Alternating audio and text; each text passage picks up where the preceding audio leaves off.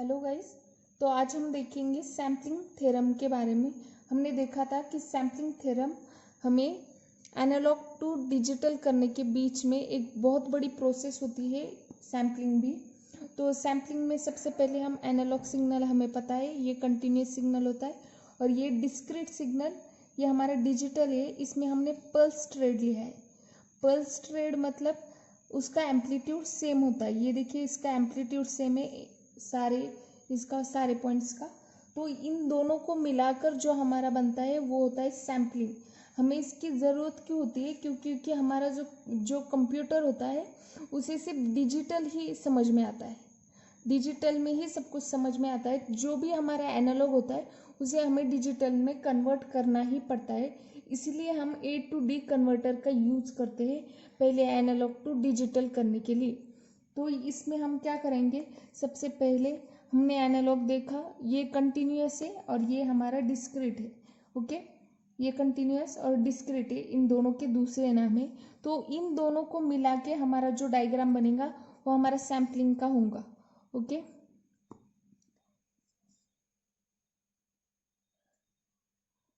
Okay, हम तो देखते क्या डायग्राम बनेगा।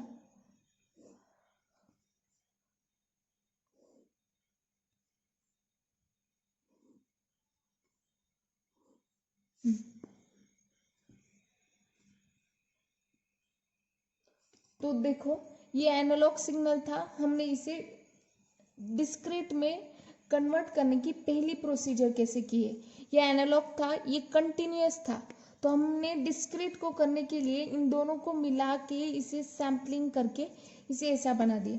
हमारा डिजिटल सिग्नल देखा जाए तो उसका पल्स विड्थ, उसका एम्पलीट्यूड सेम था, पर जो हमारा सैम्पलिंग आया है उसका एम्पलीट्यूड देखो अलग अलग है।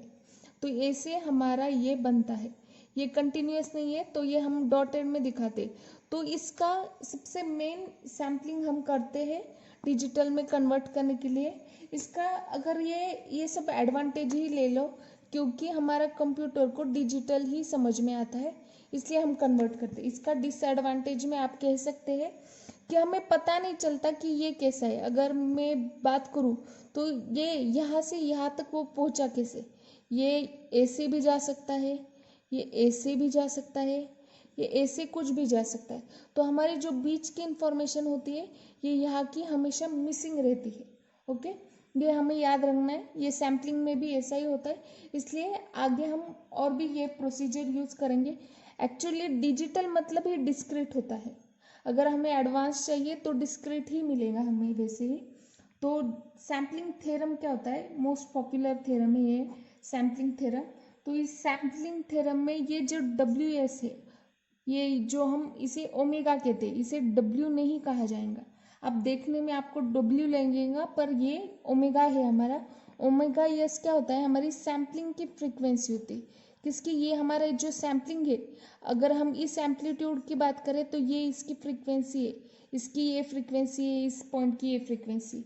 तो ये हमारी सैम्पलिंग फ्रीक्वेंसी है और ये हमारी मैक्सिमम फ्रीक्वेंसी है। ओके, ये हमारी सबसे मैक्सिमम आएंगी फ्रीक्वेंसी। हम देखेंगे, ये हम फॉर एग्जांपल बोल रही हूँ मैं कि शायद कंसीडर करो कि इसकी मैक्सिमम फ्रीक्वेंसी है।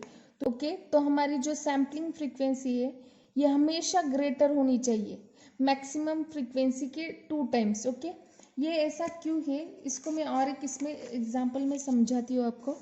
ये हमारा सपोज ग्राफ है, यहाँ पे मैं 2 ग्राफ ड्रॉ कर रही हूँ आपके अंडरस्टैंडिंग के लिए, या फिर एक ही करती हूँ। ओके, तो हमारा ये ऐसा साइन वेव होता है। ओके, आप सबको पता होगा साइन वेव होता है हमारा ऐसा।